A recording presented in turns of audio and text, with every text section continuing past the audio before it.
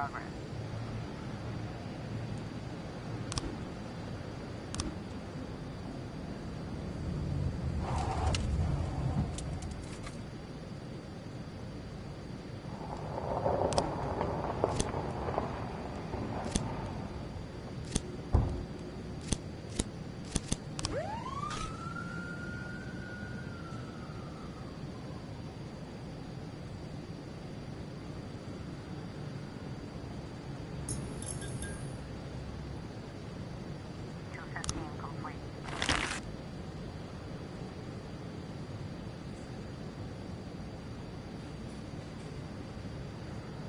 In progress.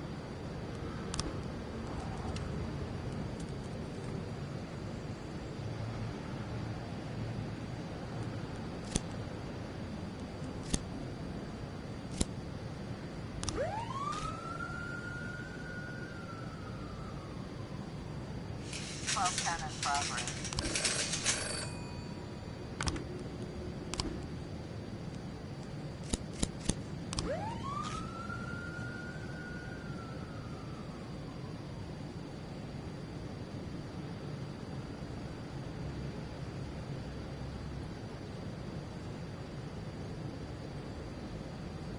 310 complete. 410A in progress. 1210 complete.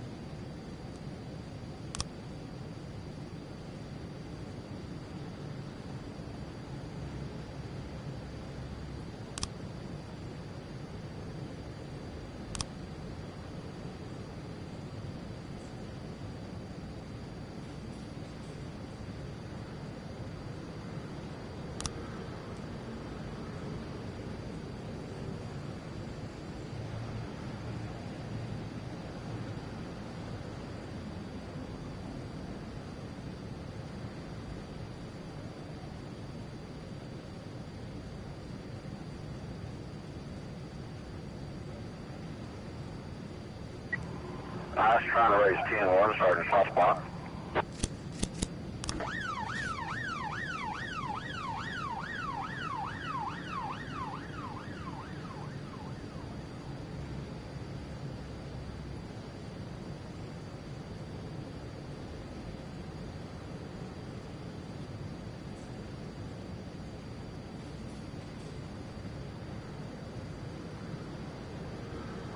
complete.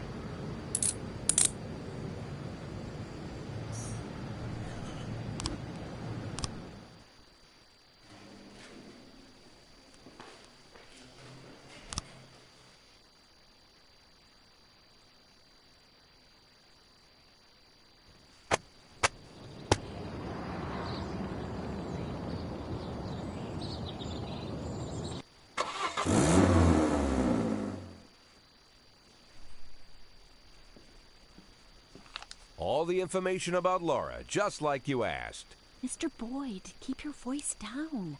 Someone could be listening. Oh, I'm sorry, Emma. It's my first time doing something like this. Here's the envelope. Everything's in there. Fine. Mr. Boyd, please write for Mr. Fry on this envelope. and drop it in the mailbox across the street. What? I don't want this handled like it's some kind of game. Mr. Boyd, those are the rules. Now please, lower your voice. Fine. Okay, Emma. I'll put this envelope in the mailbox across the street, just like you said. Wonder how that damn Mr. Fry is going to get an envelope out of the mailbox. Talking to yourself, Mr. Boyd? And we thought we'd have to catch you at the police station. But it turns out Jack Boyd has come down to meet us personally. Do you know why we're here, Mr. Boyd? I don't even know who you are. My name is Eugene Chaffee. I'm a businessman. Rather, a restaurateur. Although I usually tell everyone I'm a businessman. Which sounds better? Businessman or restaurateur? Oh, I think I've heard of you. You have a restaurant and a slaughterhouse. And you serve refried veal steaks. Well, refried veal steaks isn't my only business, but perhaps it's what I'm best known for. I thought it was time we meet Mr. Boyd, and my friend here. I believe you're already acquainted. His name is Troy Starr. Never heard of him. So what do you want, Mr. Chaffee? Looking for a spokesman for your beef products? I recently changed my image and my hair. Eugene and I really want to help you, Mr. Boyd. Although after our phone call, I've had my doubts. I was making love to my wife, and you called me and told me to fuck myself. That kind of behavior is rude and inappropriate, Mr. Boyd. I didn't mean to offend you, Mr. Starr. Just thumbing my nose at that prick mayor of ours. You keep making love to your wife, or did I ruin the mood? There's a nice cafe around the corner. Spare us a couple of minutes of your time, Mr. Boyd. Lately, I've been so busy that I rarely get to sit and relax in such a nice place, and with such interesting company. Get to the point, Mr. Chaffee. I'm busy, too. In fact, I think I hear some teenagers next door robbing and raping an old woman. Maybe she's your aunt. You see, Mr. Boyd. Good morning. What do you want? A big mug of beer. We don't serve big mugs of beer. Then a small mug of beer. We don't have beer in any size glasses. This is a family restaurant. Moms and dads come with small children. I can bring you a lollipop to suck on. Monica, where's your famous charm? Bring the gentleman a beer. I'm sure you've got a bottle under the counter. Check between the dead cats and the dried heads of your ex-boyfriends. This man, by the way, is your police chief. Don't be silly. The police chief has a bald spot the size of a toilet seat. So, as I was... Oh, I'm sorry, Eugene. It's Rogers. Probably forgot how to wipe his ass. When you're 82, Troy, you'll probably forget you need to wipe your ass at all. But very well. Run along. We can continue without you. So, Mr. Boyd, as you may already know, the official job of my old friend Mr. Starr is to cause trouble for you. But believe me, it's not out of malice. It's to maintain his cover at City Hall. But to somewhat balance out this trouble, I've decided to help you out. Every day, pay close attention to your morning newspaper, Mr. Boyd. You'll find messages hidden among the pages. Simple notes, but make no mistake, the information you'll find there is extremely useful. You see, Troy Starr isn't my only spy. That's it, Mr. Boyd. I told you it would only take a couple of minutes. I wouldn't want to disturb you while you're enjoying your drink. Keep in touch, my dear little cupcake. Oh yes, I'm quite good at puns.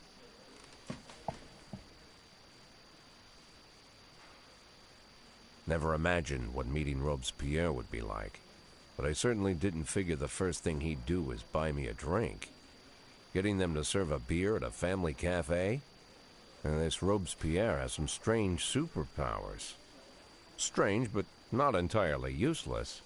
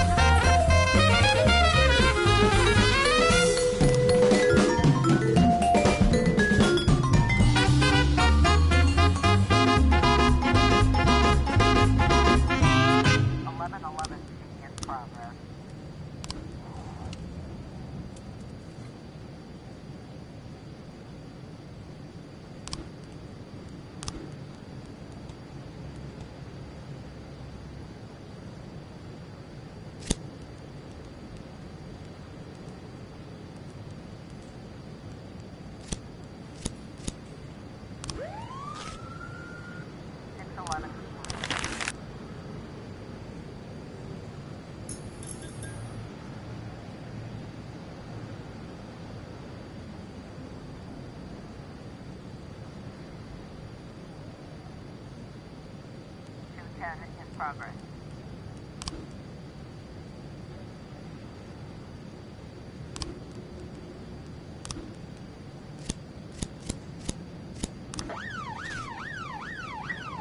I was trying to raise 10-1, Sergeant Southpaw. 11-11. 9-10 in progress.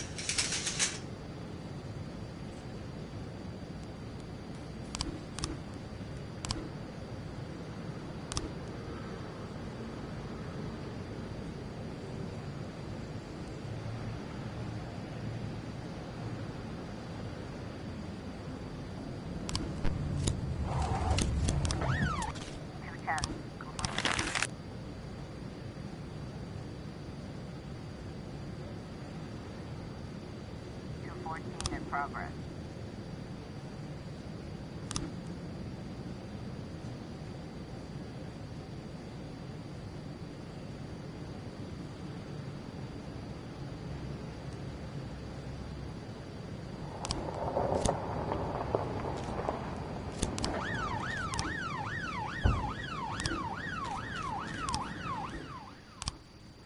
We've got a situation here.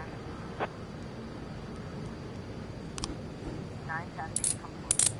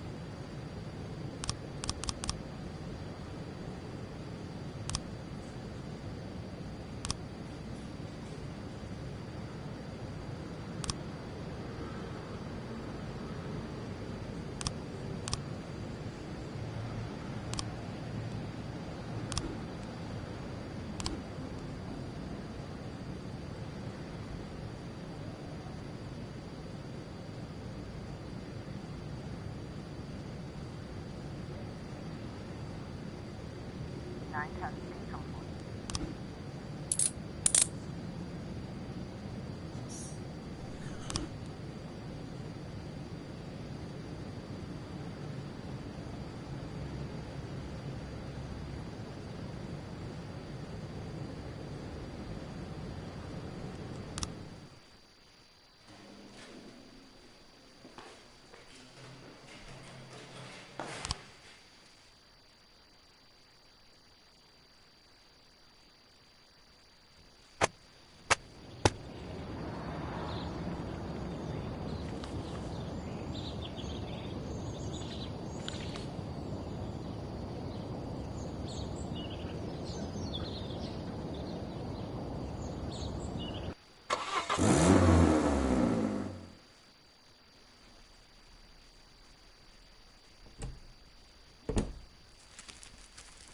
What's this, Martin?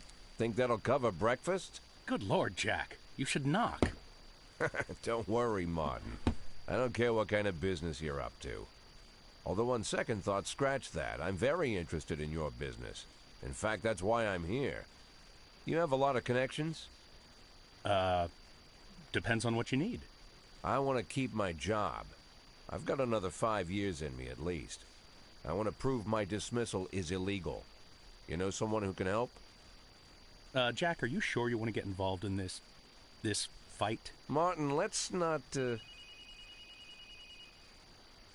Got yourself a new toy? Oh, you noticed, Martin. Just like a teenager. Always on the move. Yeah. Hello. Is this Mr. Boyd? Last I checked, who's this? And where did you get my personal number?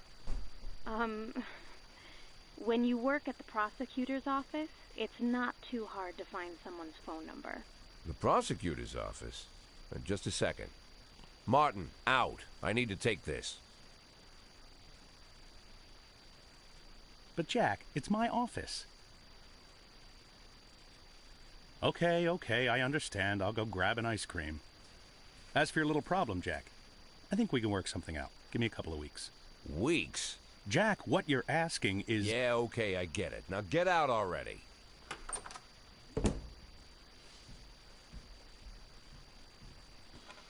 I'm sorry, what did you say your name was? My name is Lana. Lana Berman. I'm the deputy prosecutor of Freeburg. Well, one of the deputies. Not even the first deputy, to tell you the truth. How can I help you, Miss Berman? I don't know how to say this, Mr. Boyd. You see, Mr. Boyd, I'm in line to be the next prosecutor of Freeburg, and apparently that's happening quite soon. Soon? Shia Broom was just re-elected for a new term. Yes, but she'll be resigning in February. She's suffering from a heart condition, so she's chosen a replacement to carry out her term, and she chose me. You have no idea of the scandal, Mr. Boyd. I've only been at the prosecutor's office for half a year, and she chose me. It's incredible. That really is unbelievable, Miss Berman. But what's it got to do with me? Well, I understand how this call would seem strange to you, Mr. Boyd, but Mrs. Broom said she said that you have a lot going on, but you're the most honest official in the city. And if I really want to change the city for the better, and I swear that's what I want, then I should meet you. I'm afraid Mrs. Broom was exaggerating. Oh, believe me, Mr. Boyd, Mrs. Broom is not one to exaggerate. I'm sorry, Mr. Boyd, I need to run. Do you mind if I call you later? Do I mind? Let me think. No, I don't mind, Miss Berman. Thank you, Mr. Boyd.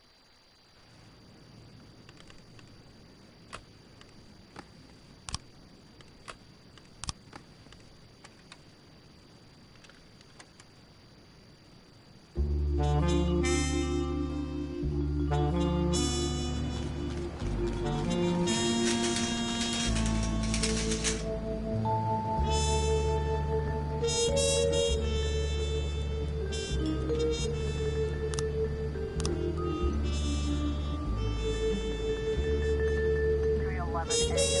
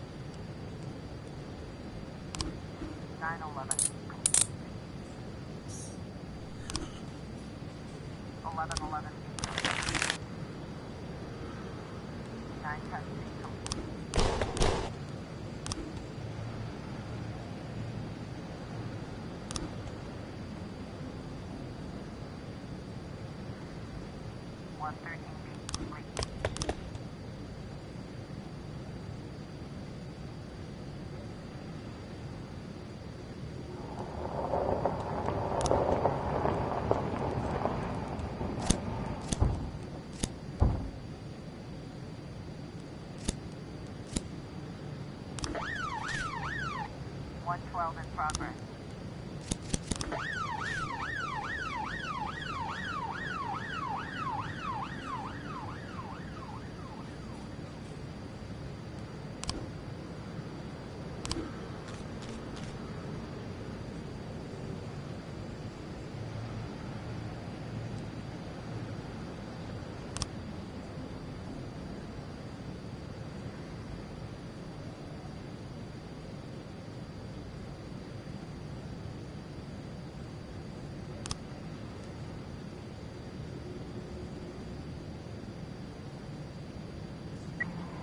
I was trying to raise 10-1, Sergeant, soft spot. 412.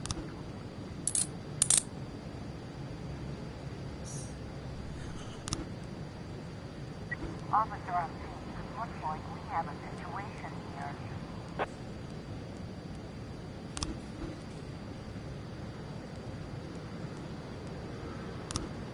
112 complete.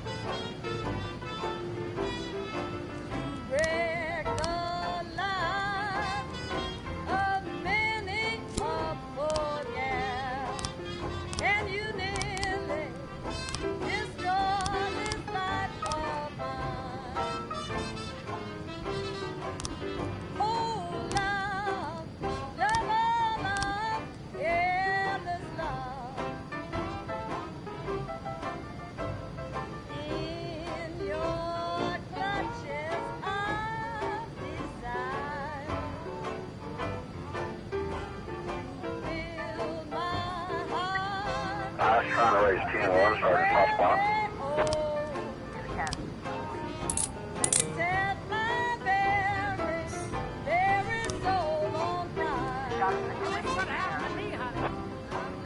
Well, now, I wear my apron high.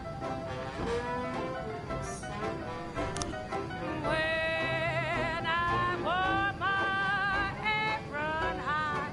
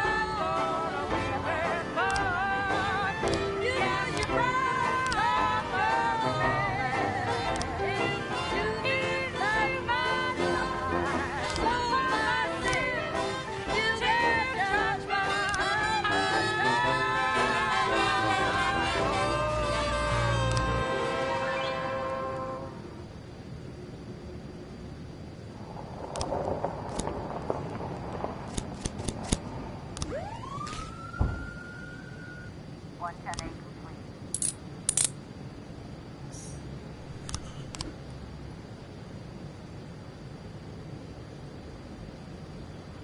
1312 in progress.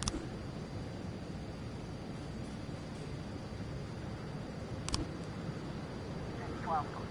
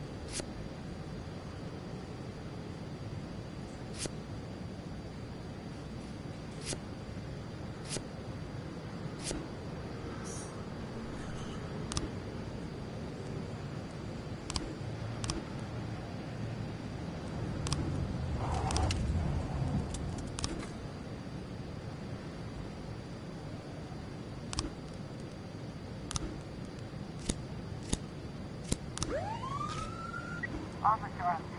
It looks like we have a situation here.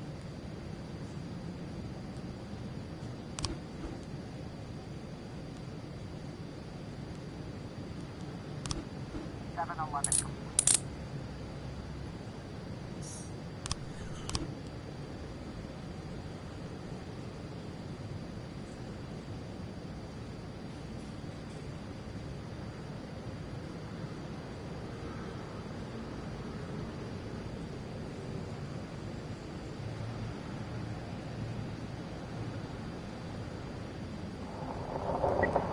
I was trying to raise 10-1, Sergeant. Hot spot.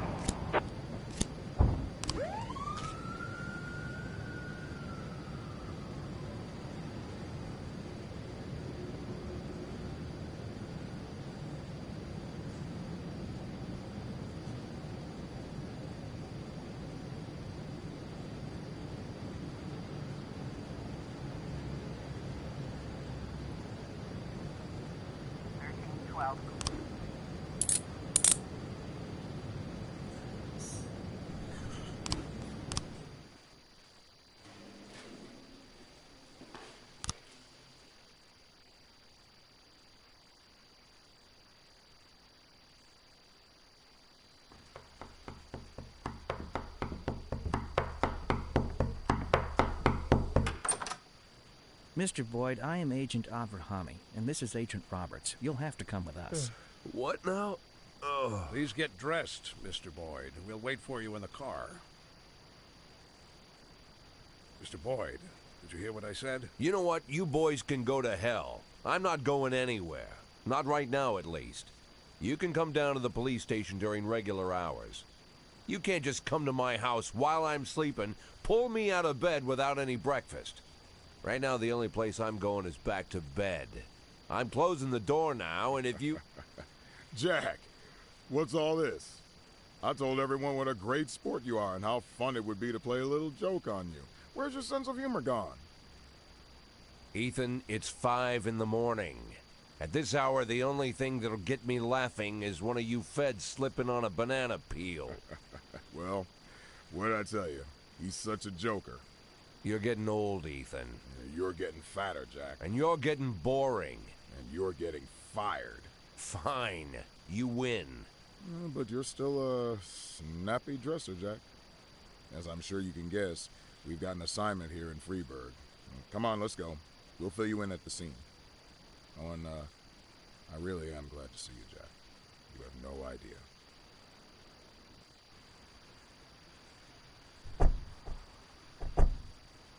Meet Jack. And this is Agent Suresh, Agent Kumaro, Agent Ellis, and Agent Dixon. Jeez, how many men did you bring? 11 people on my team, plus 2 heads, but they're still asleep at the hotel. We got to Freeburg a couple hours ago.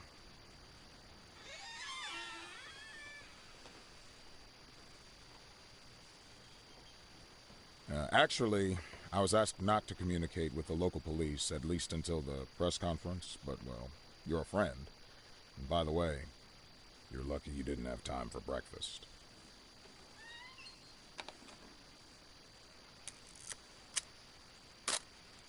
Now, the press are calling him the Dentist. Just like every other fucking maniac, he's got his own stupid nickname. We spent 19 years chasing this guy. The MO is always the same. He kills young women in a small town, drops out of sight, and then reappears on the other end of the country with a fresh set of victims. He kills without hesitation, stuns the victim, then strangles her while she's unconscious. And that's when things get fun. He uses a power tool to ream out the dead girl's mouth. For 5 years, we've heard nothing. That's the longest break he's ever taken. Then 6 hours ago, we got a crazy anonymous tip that the dentist was in Friedberg, and he'd already committed his first murder. They even told us the address of the house. It looks like our anonymous tip came from the dentist himself, but that hasn't been verified yet. Oh, Dixon, don't go anywhere. So, Jack, listen. Dixon will take you to the station. You can bring your people up to speed.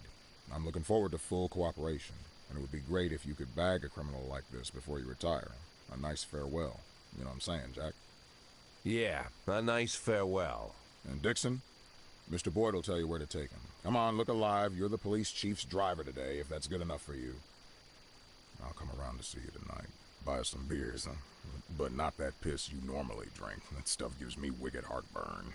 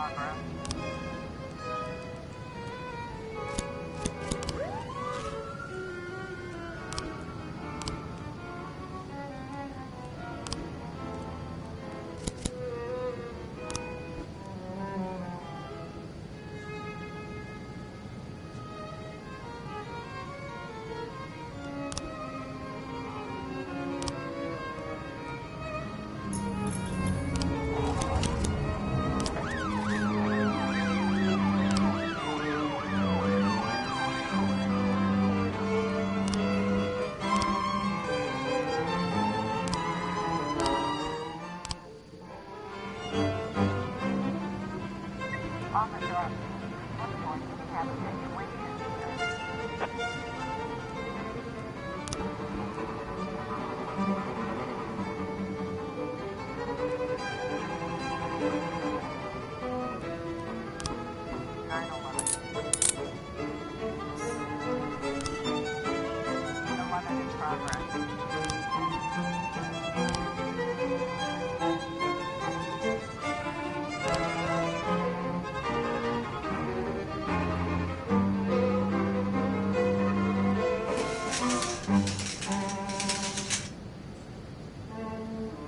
Looks like we have a situation here.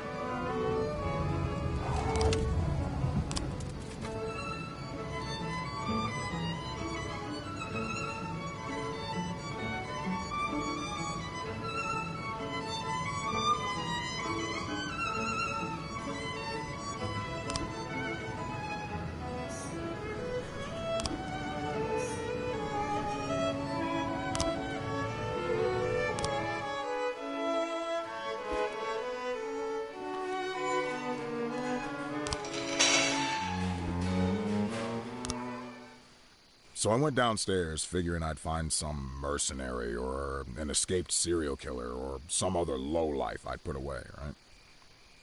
But when I hit the lights, I saw a young kid. Couldn't have been 20. Skinny, dirty. Didn't even have a real weapon, just a rusty shiv. He just stood there, didn't say anything. My whole career, I've been staring down the most dangerous people in the country, and the only one to get into my house and scare my family to death was just some kid about to crap his pants. And I pointed my gun at him, and he just stood there with his mouth open. Bad luck for him. He was pretty lucky to still be alive. And you know what? It was you that saved him. I think you have me confused with somebody else, Ethan. No. Listen. All these years, me and Marla joked about how dangerous my job is. We figured that sooner or later someone would sneak into our house and cut us to pieces, yeah? Pretty dark jokes, but innocent enough. And Marla asks me not to jump into gunfights when she kisses me on the cheek before I leave for work. It's like we figured that if we joke about stuff like that, then it'll never actually happen. But, while I trained my gun at the kid's nose, I finally realized someone really can get into our house. Someone really can cut us to pieces. Now that it finally happened, I can't make any more jokes like that. Marla won't laugh anymore. She'll burst into tears and stay in bed all day crying, hating me more and more every second. So I figured the only way out of the situation was to show her that if someone really does dare to break into our house, he's guaranteed to get a bullet in the face. He'll die right there on the living room carpet. God, Ethan, didn't know you were so bloodthirsty. I'm telling you, Jack, I was serious about shooting this kid right there where he stood. I was about to pull the trigger. But then I remembered you. Remembered 1,000 years ago, we went to the lake and had some beers after an ethics lecture at the academy. I was all angry with that professor, Laszlo, yeah. Remember what he always told us? Being a good policeman is very simple. You just need to keep doing the right thing. I hated those pretentious speeches. I cussed Laszlo up and down and said, if you always do what's right, you've turned yourself into a robot. And you just sat there, drunk eyes staring into the distance. And you were all calm and said, no, Ethan, it's the other way around. To do the right thing takes everything you got as a human. I said that. Oh, what an idiot I was. Come on, Jack, it's not funny. When things get bad, it's those moments you gotta be hopeful and stay human. And I did just like you said. I stayed human. And then I slapped the cuffs on the kid in one quick move, just like Bobby Flash. Bobby Flash? What? You don't remember Evening Freeburg, the old news column? Stories about the cop hero Bobby Flash? I heard they even published a book a few years ago. Oh, that Bobby Flash. Yeah, that Bobby Flash. How can you not remember Bobby Flash? We all argued at junior high about which one of us would be Bobby Flash when he grows up. Oh, I'm no Bobby Flash. A hero cop would never think about shooting a terrified teenager.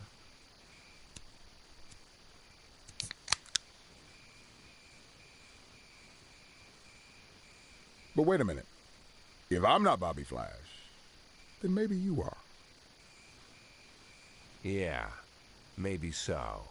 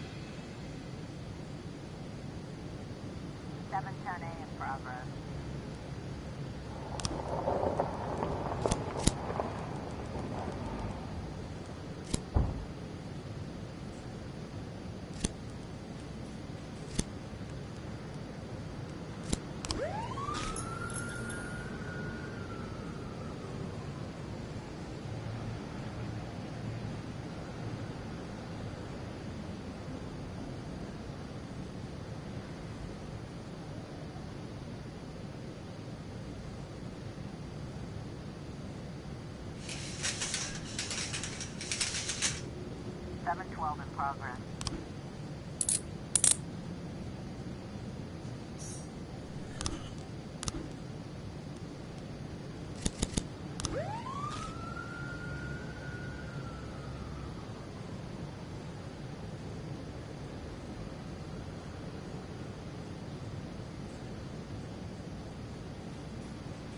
Part 10 in progress.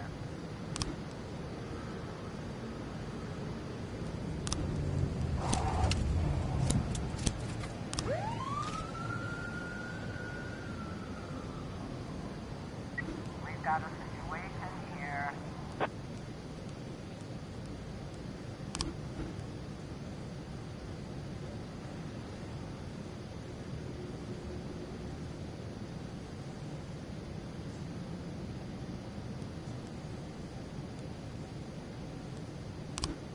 Seven 12 complete.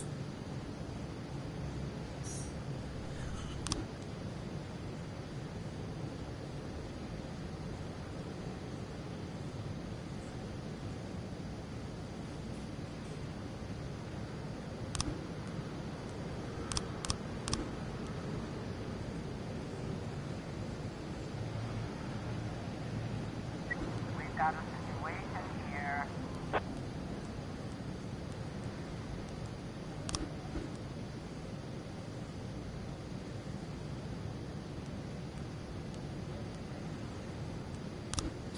Part 10 complete.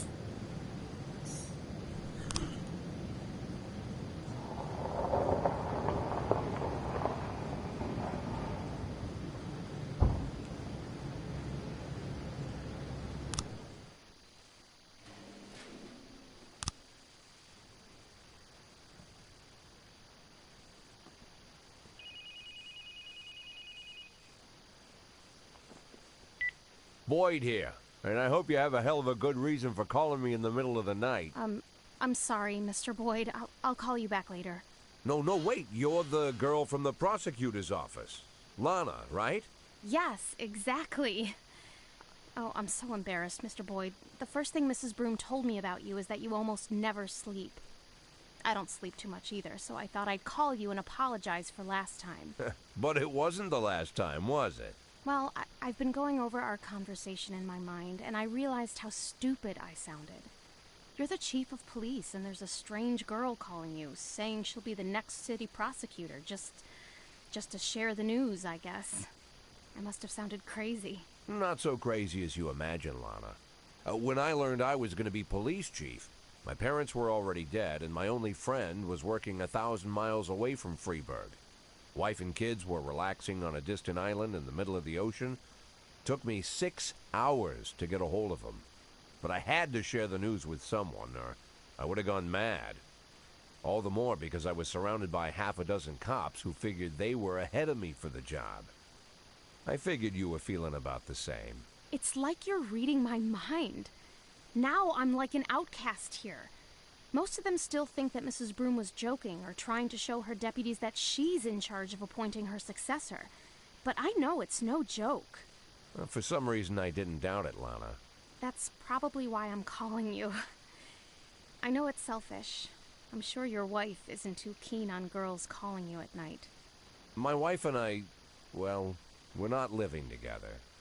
Maybe I'm the loneliest man in town, and that's why you called, to talk to someone even lonelier than you, huh?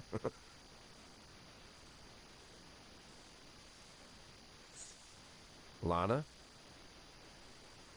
You know, Mr. Boyd, maybe I'm an idiot, but until this moment, I didn't realize how lonely I am. Well, you're in luck, because now you can call me anytime. But if you do, you'll have to call me Jack. Jack? It'll take more than one phone call to get used to that. Well, we're not in a hurry, are we? True.